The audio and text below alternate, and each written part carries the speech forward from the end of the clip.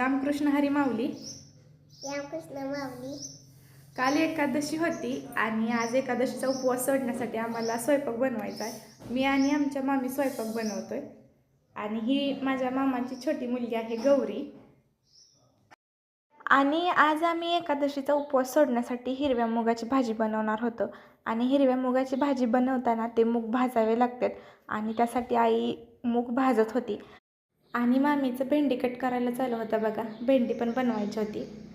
आणि आमच्या रानातून ही हिरव्या मिरच्या आणि किती छोटे छोटे टमॅटोज आहेत बघा, हे आमच्या रानातले आहेत. अगोदरच्या काळात अशी छोटी टमॅटोज असायची आणि किती छान दिसत आहेत बघा, छोटी छोटी. आई घेऊन आली होती रानातून येताना, झाडाच्या मिरच्या आणि टमॅटो घेऊन आली होती. आणि नंतर आळूच्या पानाच्या वड्या पण बनवायच्या होत्या, त्यासाठी मी आळूची पानं घेऊन आले होते. आणि ह्या आळूच्या पानांचं देठ आणि त्याच्या पाठीमागची साल काढायला चालू होती. आणि ही आमची गौरी आहे बघा, मला आळूच्या पानाची साल काढायला मदत करत होती. आणि तिला तिच्या भावाने मारलं होतं, ती रडायला लागली होती. तिला नादी लावण्यासाठी मी तिला माझ्यासोबत घेतलं होतं. आणि माझी आई भेंडी बनवायला लागली होती लगेच. मामीने कट करून दिली होती तिला भेंडी आणि आम्ही असं तिच्या हाताखाली सगळं करून देत होतो आणि तिचं चालू होतं बनवायला. हिरवी मिरची आणि शेंगाचा कूट टाकून भेंडी बनवते बघा ती. त्याच्यामध्ये हिरवी मिरची, शेंगाचा कूट टाकला आहे आणि सगळं मिक्स करून घ्यायला लागली आई.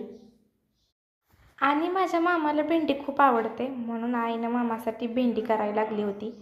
त्यासाठी मामीने भेंडी कट करून दिली होती आणि लगेच मामीने कणिक तिंबायला चालू केली होती.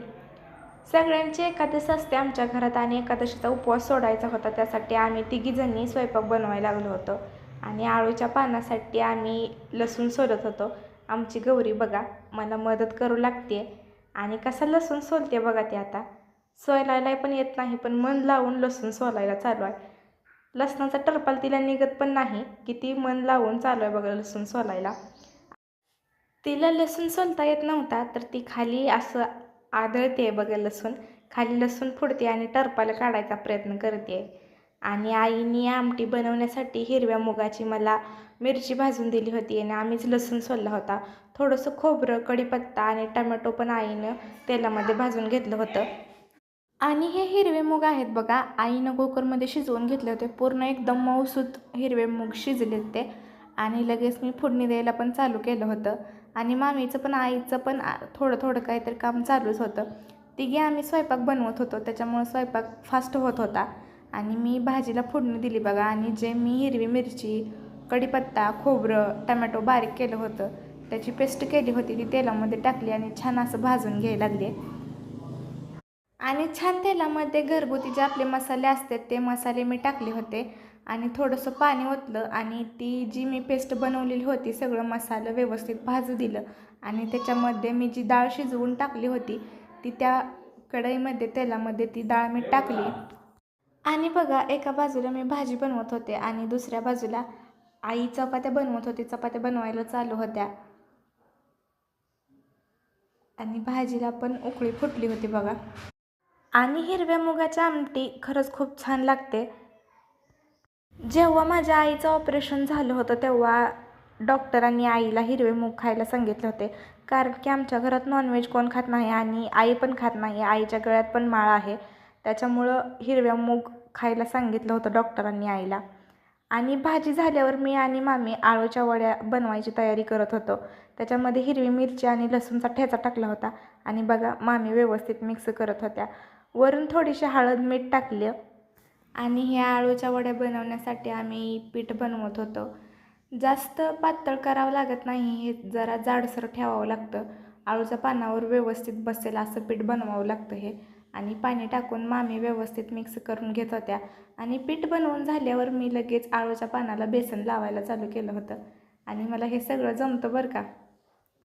आणि आमच्या मामाला आळूच्या वड्या पण खूप आवडतात आणि मामाच्या मुलांना पण.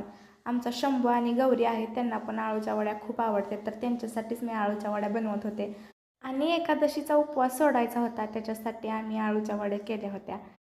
एक एक आळूचं पान घेऊन मी छान सगळं दाटसर असं बेसन पीठ आळूच्या पानांना लावून घेत होते. आणि पीठ लावून झाल्यानंतर त्याचा असा रोल बनवला आहे बघा मी. आणि किती छान झाले माझं सगळ्या आळूच्या पानाला पीठ लावून बघा. आणि माझ्या मामाची मुलगी गौरी, तिला पण आळूची वडी खूप आवडते. त्याच्यासाठी ती माझ्या अवतीभोवती फिरत होती. बघा कशी करते ती, वाट बघत होती ती आळूच्या वड्या कधी होत्यात त्याची. आणि मी सगळ्या पानांना बेसन लावून सगळ्यांचं असं रोल बनवून ठेवलं होतं. आणि जी आपली पुरणाची चाळण असते किंवा मोदकाची चाळण, त्याच्यामध्ये मी वड्यांना उकडून घेणार होते. पातेलं ठेवलं होतं, पातेल्यात पाणी ओतून ह्या सगळ्या वड्या मी उकडून घ्यायला लागले होते. आणि 15 मिनटानंतर मी बघितलं तर सगळ्या वड्या उकडून झाल्या होत्या. छान असं आतलं बेसन शिजलं होतं. आणि नंतर मी लगेच तव्यामध्ये थोडंसं तेल टाकलं आणि तेलामध्ये ह्या वड्या मी परतून घेत होते. छान अशा लाल खरपूस होईपर्यंत वड्या भाजायला लागल्या होत्या. बघा मी एकदम कडक कडक वडी भाजली होती मी. आणि नंतर वड्या भाजून झाल्यावर स्वयंपाक पण सगळा झाला होता आणि लगेच मी जेवायला ताट घेतलं. हिरव्या मुगाची आमटी, भेंडी, आळूची वडी, चपाती असं आम्ही साधं जेवण बनवलं होतं. आणि सगळ्यांनी मिळून असा आम्ही एकादशीचा उपवास सोडला. आणि माझा आणि पप्पाचा सोमवार असतो, तर आम्ही सोमवारचा उपवास सोडण्यासाठी पण हे जेवण बनवलं होतं. आणि आता रात्री फक्त फराळ करायचा. एकादशी आणि सोमवार एका टायमाला आम्ही सोडलं होतं.